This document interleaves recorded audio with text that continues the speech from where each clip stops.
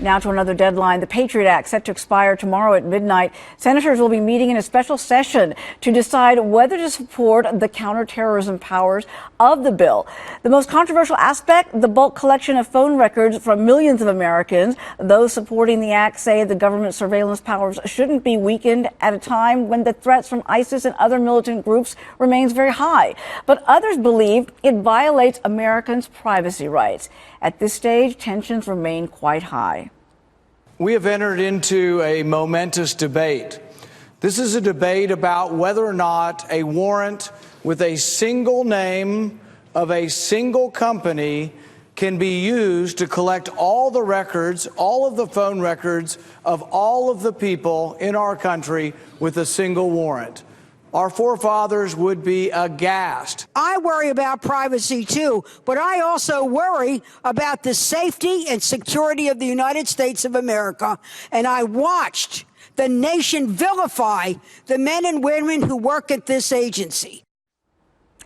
Joining us now with reaction, former White House Chief of Staff under President George H.W. Bush and former New Hampshire Governor John Sununu. Welcome, sir. Great to have you here on the show today. How are you today, Uma?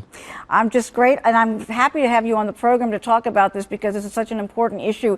You know, at a time when the threats against ISIS and other militants remains very high, is this the time to really cut the program that is designed to stop terrorist acts? I don't think it is, and I'd have a lot more confidence in Senator Rand Paul's sincerity if he weren't using this in all his fundraising letters.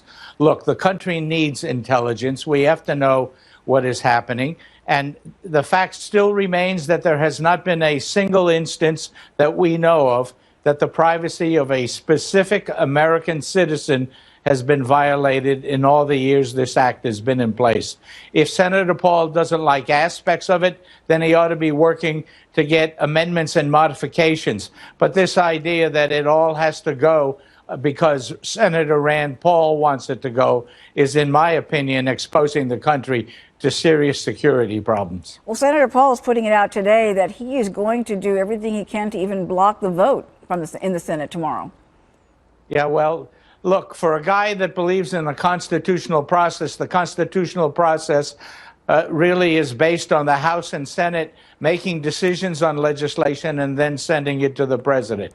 Yeah, he's using his senatorial prerogative to create problems, but eventually a piece of legislation will come to the floor and it will go to the president. The country needs these tools for security. And, you know, he and others are also saying that the privacy rights trump aspects of the Patriot Act. And he says simply it's not fair to Americans that anything like this come into play at a time when privacy is so important to our freedoms. Well, if he really felt that that was having that kind of an effect, he ought to at least bring a couple of examples of individual privacy rights being violated. He doesn't have any.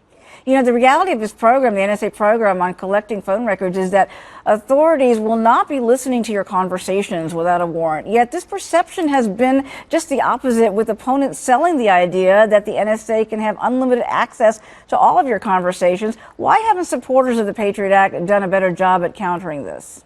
Well, we probably haven't done that good a job, but you're absolutely correct. There's no listening into conversations. It is primarily a process where they can do a statistical analysis once they identify a terrorist to see who the terrorist has been communicating with. If the Senate does reject this and there's no deal, what impact is this going to have, and where do we go from here, starting right after the deadline passes? I think you're going to see a concerted effort, if it doesn't pass, to get a piece of legislation through that provides the basic intelligence rights to the national security teams to continue to protect the country. Both the president and the Republican leadership and the Democratic leadership in Congress, all three of those groups are supporting good legislation, and it is a rare event when you get that kind of unanimity. We ought to take advantage of it and get good legislation. Governor John Sununu, great to have you on the program as always. Thank you so much for joining us. Take care. Thanks for having me.